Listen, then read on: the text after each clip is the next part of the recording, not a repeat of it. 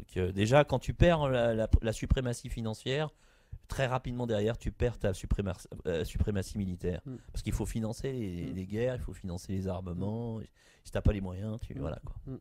Et les Russes, de ce point de vue-là, ont géré leur relative pauvreté financière par rapport aux États-Unis d'une manière très intelligente. Tu vois, c'est-à-dire qu'ils se sont dit, on va pas. Les Américains ont 12 porte-avions, on va pas faire 12 Kuznetsov. Tu vois, on va pas en faire 12 comme eux. En plus, le Kuznetsov, il est un petit peu plus petit qu'un des porte-avions américains. Donc les Russes se sont dit, on n'a pas les moyens. Quoi. Ils font avec leurs atouts. Et puis... Voilà, ils font avec leurs atouts. C'est pour ça qu'ils ont sorti le S-300 et puis des missiles subsoniques, supersoniques. Des trucs qui font très peur aux Américains. Les Américains se rendent compte qu'ils se sont fait balader complet. Là, c'est avec leur Tomahawk. Le truc, c'est une mobilette. Hein. Il fait pas 200 km qu'il est déjà explosé. Hein. Face à des missiles qui passent allègrement le mur du son, hein, qui font 2500-3000 km/h. Hein. Donc l'autre à 800-900 km/h. Rien à voir. Ah bah rien à voir. Hein. Il a à peine fait le tiers ou la moitié du chemin, il a foutu le truc. Hein. Et les Américains l'ont compris. Hein. Ils l'ont compris. Et puis donc le truc qui a fait, à mon avis, très peur à l'état-major américain, c'est ce qui s'est passé en mer Noire. C'est-à-dire qu'à un moment donné, il y avait des exercices militaires de l'OTAN au niveau naval. Ces exercices combinés avec la flotte ukrainienne, roumaine, etc., bulgare aussi. Et depuis quelques temps, là, ils n'arrêtaient pas de faire des exercices avec plein de bateaux. Même le français, hein, les bateaux français arrivaient. Ils ont ultra violé les accords de présence des bâtiments étrangers dans la mer Noire. À part ça, tu vois, les Américains qui disent qu'il faut que les Russes respectent le droit international, ils sont les premiers à le violer. Parce qu'il y a des accords qui disent que normalement ne peuvent pas même zone. Ouais, dans la zone, les pays qui ne sont pas limitrophes de la mer Noire ne sont autorisés à envoyer des bateaux et leur présence ne doit pas dépasser 21 jours et le tonnage ne doit pas dépasser, sauf erreur, hein, mais c'est ça, à peu près ça, hein, 21 jours de présence et 30 000 tonnes de charge complète. Mais là, les Américains ont largement dépassé les 21 jours avec il y a quelques mois. Hein. Ils respectent rien, les mecs. Ils ne respectent rien. Et ils menaçaient évidemment les Russes hein, avec ça. Hein. Est-ce qu'ils se servent du prétexte de l'OTAN ou quoi pour avoir ne serait-ce que par exemple 15 bateaux américains et puis 30 bateaux au nom de l'OTAN Ah bah oui. Hein, voilà. Ah oui, bien sûr. On sait tous que l'OTAN c'est le nid des Américains. Hein, donc c'est ça. C'est à la solde des Américains. Ah bah complètement. Et, ils se servent de ces prétextes internationaux pour... Oui, absolument. Et donc ils ont fait alors une petite demi-douzaine de bateaux, hein, ça pas très, mais il suffit qu'il y en ait quelques-uns qui ont des armes nucléaires, enfin ça peut devenir dangereux, enfin c'est quand même à proximité des frontières russes hein, quand même. Hein. Et là qu'est-ce qui s'est passé? Les Russes voyant ces machins grouillés pas très loin de leur côte, ils se sont dit là ça va bien 5 minutes l'OTAN là. L'autre il a violé le temps de présence maximum alloué aux accords qui avaient été signés. Donc qu'est-ce qu'ils ont fait les Russes? C'est pour ça qu'à un moment donné, les Anglais qui participaient pour la première fois, je crois, aux derniers exercices, ils se sont mis à hurler parce que les Russes les avaient survolés plusieurs fois d'une manière hostile, ils disaient. Hein, c'est-à-dire demande d'identification, réponse inexistante, ce genre de choses, quoi. À fond les manettes, à ras les pâquerettes, tu vois. Donc si eux, à un moment donné... c'est impressionnant quand même, hein, un avion russe qui donne pas son identité, qui te fonce dessus. Il passait au-dessus, quoi, disons. Voilà. Il n'est pas en sécurité. Voilà, il se sentait pas en sécurité à moins de 2 km. Un avion russe, si tu veux, on sait pas ce qu'il peut faire. Hein. Là, t'as pratiquement pas de temps de réaction. Hein. Si le mec il tire, t'as une seconde ou deux à la louche, et puis c'est tout. Hein. C'est tout ce que tu peux faire. Et là, ce qui s'est passé, c'est que là, par contre, c'est une frégate américaine. Les Russes ont envoyé un vieux coucou, un Sukhoi 24, je crois, donc une casserole, hein, en fait. Hein. Ouais. Une casserole qui fait mouche. Ouais, une casserole qui a fait mouche, mais une casserole qui était même pas armée en plus. Il n'y avait pas de bombe, il n'y avait rien, tu vois. Et c'est juste comme ça, ils l'ont envoyé avec un système de brouillage électronique. Et donc les Américains sont arrivés avec leurs gros sabots, le dernier né de la gamme des systèmes de gestion, d'acquisition de cibles, de tir, de je ne sais pas quoi, enfin tu vois, du style avec communication entre les bâtiments, etc. Et là, le type qui était dans le Sukhoi 24, il a appuyé sur un bouton, et là d'un seul coup, les types, plus rien, mais rien. Les radars, rien, il n'y avait plus rien. Ils ont fait dans leurs pantalons, les mecs. Et ce qui fait que après ils se sont précipités en Roumanie, ils ont fait une escale en Roumanie, et il y a une partie du personnel qui a dit moi c'est fini, hein, je veux plus monter dans le bâtiment, hein, c'est terminé. Ah ouais d'accord. Oui, oui. La Aegis, enfin ça c'est des rumeurs si tu veux, mais à un moment donné ça a été, en fait ça a été confirmé d'une manière, d'un autre canal par un général qui a dit plus le système radar, plus le système est compliqué, plus il est facile d'être brouillé. Donc ça confirmait qu'il l'avait bien utilisé et que la frousse qu'une partie du personnel de la frégate américaine a eu était bien réelle, tu vois.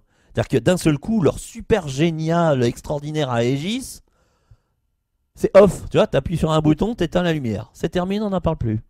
Rentre chez toi, va chier dans ta caisse. Excusez-moi du terme qui est vulgaire, mais c'est un peu ça. Non mais c'est ça, hein, c'est ça. Et donc là, les Américains, tu sais, parce qu'ils ont fait, ils ont encore poussé des cris d'orfraie tout dernièrement avec le G20 à Brisbane, disant Poutine est précédé par une armada navale, etc. Et il s'est avéré que on n'a pas parlé de l'armada américaine pour une raison extrêmement simple, c'est que maintenant ils sont comme ça. Ils sont comme ça parce que ils se sont fait éteindre le système Aegis dans la mer Noire. Ils veulent pas que ça recommence dans le Pacifique devant tout le monde. Donc ils se sont dit ça sert à rien. Notre système il est mort. Tu vois. Ils savent que du point de vue naval, les mecs ils vont se faire. Ils n'auront même pas tiré un missile, qui seront déjà au fond de l'eau quoi. C'est fini. Donc tout ça, ça crée des tensions. Parce que la suprématie, c'est pas seulement juste un aspect physique, enfin un aspect réaliste sur le plan militaire. C'est-à-dire, tu peux te dire que sans que ton état d'esprit en soit impliqué, tu peux te sentir en suprématie militaire quand tu as une mitrailleuse, alors que moi j'ai juste un pistolet. Tu vois, ça induit pas dans ton état d'esprit une suprématie. Mais chez les Américains, ça induit d'abord une suprématie mentale avant d'être une suprématie matérielle. Tu vois, c'est-à-dire que se faire éteindre le système le plus complexe qu'ils aient mis au point par un simple Sukhoi 24, un fer à repasser volant, c'est une humiliation. Et ça, c'est insupportable, tu vois. Donc Obama, les Américains qui sont, tu sais, comment? Ah oui, ça, ils l'ont pas digéré. Hein. Ah, ils l'ont pas digéré, hein, ça c'est clair. Hein. Donc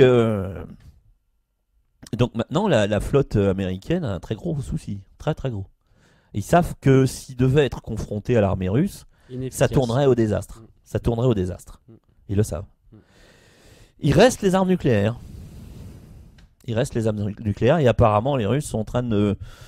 Là, il y a des rumeurs qui disent que les Russes ont envoyé, en fait, quand ils ont envoyé 2 satellites, il y en a un troisième qui était en fait dans le package.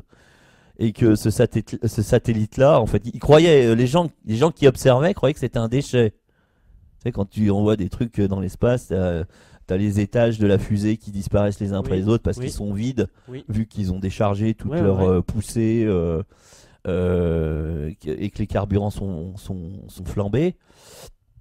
Et là, non, ils pensaient que c'était un déchet. Non, le truc, il se balade d'une manière bizarre, tu vois, pas comme un déchet du tout. Et en fait, c'est un satellite militaire. Et peut-être que c'est un tueur en fait de satellites.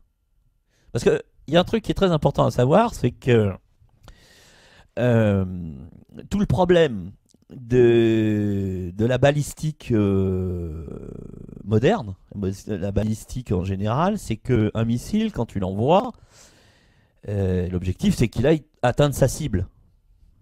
Mais c'est pas toujours vrai. Parce que à cause des vents, il y a des tas d'éléments qui rentrent en ligne de compte qui font que le missile il peut prendre une direction ou une autre. Hein. Et donc la seule façon vraiment de... Parce que à un moment donné, il y a eu des recherches scientifiques qui ont été faites et les scientifiques se sont rendus compte très rapidement que si une guerre nucléaire, même limitée, était provoquée, elle engendrerait un hiver nucléaire qui donnerait aucune chance à ni aux perdants ni aux vainqueurs. Il y aurait personne de vivant pour sabrer le champagne de la victoire. Donc ils se sont dit, avec nos bombes de 50 enfin jusqu'à 57 mégatonnes, si on fait exploser une bombe de 57 mégatonnes dans le nord de la Russie, hein, les Russes, c'est la plus grosse qu'ils aient fait péter, c'est celle-là. Et c'est la plus grosse de toute l'histoire humaine, hein, tout simplement. Donc ils avaient des missiles couramment de 5 mégatonnes, 10 mégatonnes. T'en as une sur Paris de 10 mégatonnes, il n'y a plus rien jusque dans les banlieues. Hein. C'est grillé de partout. Hein.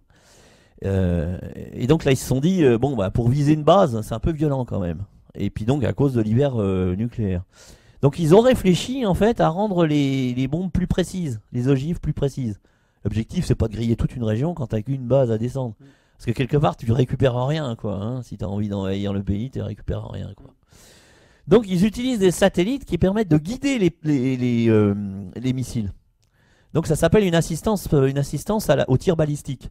Et donc les Américains possèdent, les Français, tout le monde possède des satellites qui guident en fait les missiles sur la trajectoire et qui leur permettent de frapper d'une manière beaucoup plus précise. Et donc l'incidence est très simple, c'est-à-dire que les bombes, au lieu de faire 10, 5 ou 20 mégatonnes, elles font plus que 100, 500, 800 kilotonnes. Donc c'est beaucoup moins puissant. Parce qu'elles vont toucher plus précisément la cible. Tu vois, si tu tapes à 3 km autour de la cible, tu es obligé d'avoir beaucoup de charge. Tu es obligé d'avoir 2, 5, 10 mégatonnes. Si par contre tu touches à 100 mètres de la cible, bah là, tu vois ce que je veux dire, quoi. 80, 100, 150 kilotonnes, ça devrait suffire. Et donc, et du coup, ça invalide l'hiver nucléaire. Donc ça rend possible à nouveau l'utilisation des armes nucléaires. Et donc, toute l'astuce, c'est que le problème, c'est que quand un missile, en l'occurrence un missile intercontinental, décolle, il y a un moment donné où on ne peut plus l'intercepter. Faut savoir qu'un missile qui décolle au milieu de la Russie, il met entre 20-25 minutes pour arriver jusque sur le sol américain. Donc ça veut dire que en 20 minutes, il va faire 10 000 km. C'est rapide quand même. Hein. Ouais, donc entre le moment où ils veulent arrêter le processus ouais. et la vitesse du missile, ouais. S'ils s'y prennent pas assez tôt, voilà. Hein, en fait, voilà. Il est là le problème. Hein. Voilà, c'est-à-dire que quand il arrive à un moment donné, quand il décolle, il arrive très très rapidement à une vitesse c'est la vitesse de satellisation quasiment. Je dis quasiment parce qu'il ne le satellise pas, mais c'est quasiment ça. Autour de 25 000 km/h. Donc si tu t'interceptes rien, hein, c'est fini. Hein, le truc, il est déjà en train d'exploser que tu as à peine effleuré le bouton pour essayer de l'intercepter. C'est fini, on n'en parle plus. Donc la seule interception possible, c'est au départ. Sinon d'intervenir sur les satellites qui guident les missiles. Histoire de leur faire dévier ou même de les détruire avec un laser. C'est parce que les Chinois sont arrivés à détruire un satellite comme ça du sol. Hein.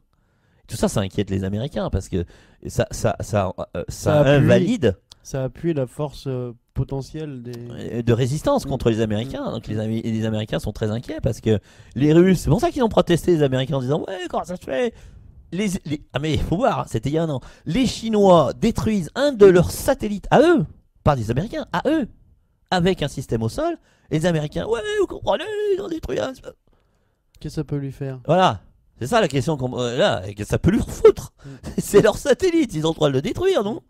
Mais non, ça va plus loin que ça en fait. C'était une protestation parce que les Américains avaient compris. Ils s'inquiètent pour leur propre système. Exactement. Exactement. Et les Russes aussi se baladent avec des satellites qui sont des tueurs de satellites. Putain, ils sont bien. Chapeau les mecs. Hein. Et c'est la raison pour laquelle les Américains ont conçu une autre doctrine.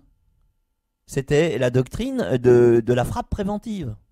Et cette frappe préventive intégrait la disposition de vecteurs nucléaires à proximité immédiate de la Russie. C'est pour ça que l'OTAN s'est étalée dans l'Est. C'est pour ça que l'OTAN est arrivé jusqu'au contact des frontières de la Russie. C'est que l'objectif, en fait, c'est de mettre à cet endroit-là. C'est pas du tout pour intercepter les missiles iraniens. Hein. C'est pour la distance la plus courte. C'est exactement. C'est la distance la plus courte, ce qui fait que là, tu peux intervenir carrément au départ. Si les missiles sont assez rapides. Tu vois ce que je veux dire? Tu peux intervenir au départ des missiles. Ou du moins, parce que c'est ça, à mon avis, c'est la seule explication, c'est ce qu'on appelle la frappe préventive. Tu vois?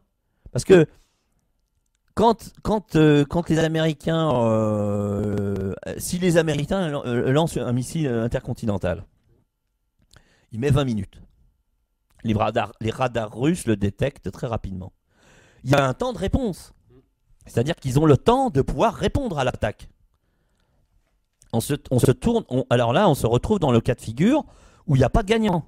Ouais. Tu vois ce que je veux dire? Il y en a un qui explose avant l'autre, mais dans les deux cas, de toute façon, ils sont tous les deux explosés. C'est rasé.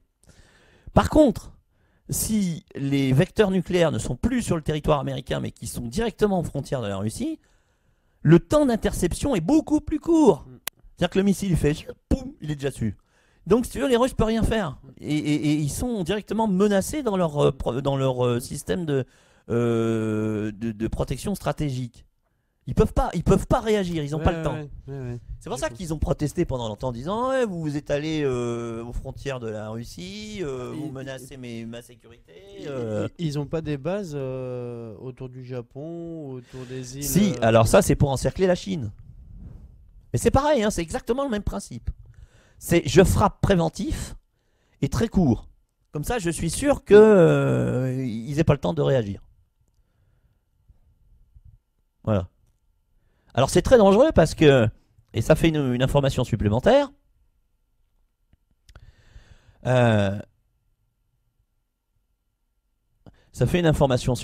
c'est que, comment dire, je sais plus où j'en suis. La distance de frappe.